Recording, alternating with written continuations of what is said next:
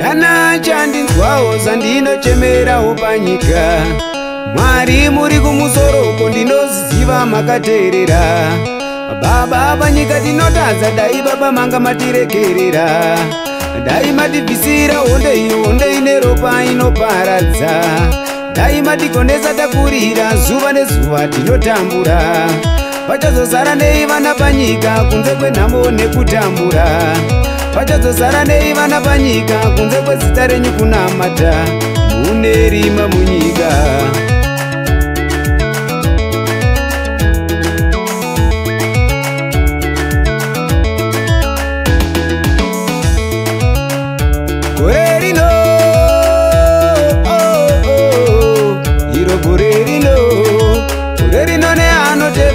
Takangomirira rugara achauya angauya nepiko. Vana vasatani ndivo vakauya, vanocha kutuka godobori nekuti vanocha kubayiwa.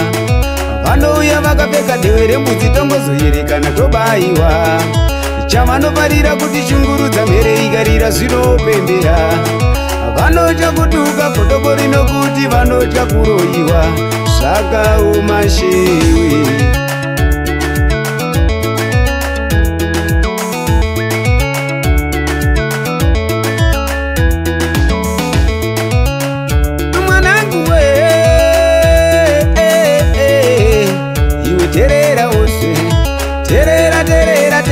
Terera unzwe iwe nherera.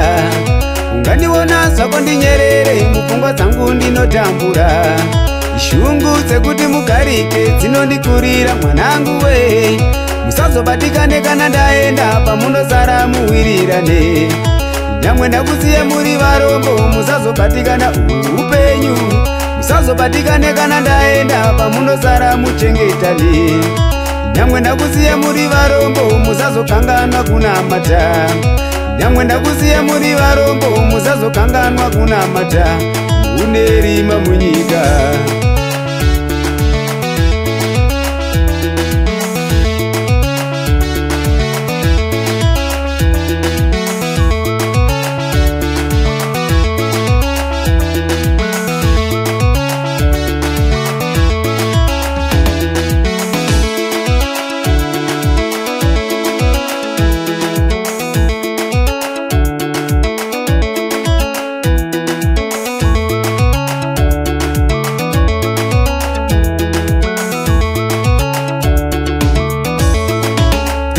Tarisa uone usazorasika nzira iyo. Vangauye vachizi ninipisa nyangwe ziri hama iwe ungwarire. Gara pasi utarise nzira yaMwari kwawakananga usacheuke. Shingirira ukumbire vari kumusoro vanokumbatira nherera. Vanocha kutuka godobori nokuti vanocha kubayiwa. Havadi kutokonyana pachavo vega nekuti vanocha kuroyana. Zvakaoma mwanangu.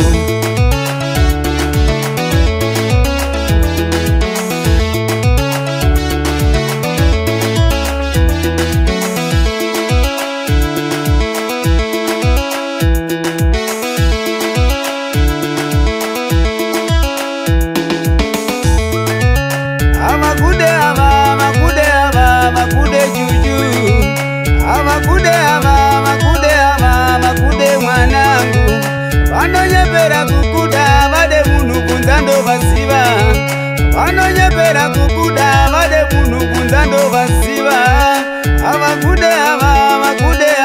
Makude chichi. Makude pipi. Vanonyepera kukuda vade munhu kunza ndovasiva. Vanonyepera kukuda vade munhu kunza ndovasiva.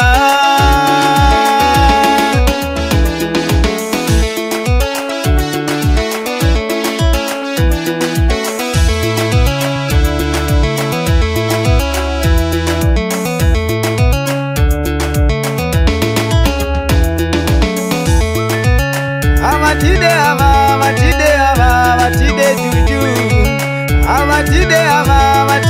Avatide mwanangu. Vanonyepera kutida vade munhu kunza ndovasiva. Vanonyepera kutida vade munhu kunza ndovasiva.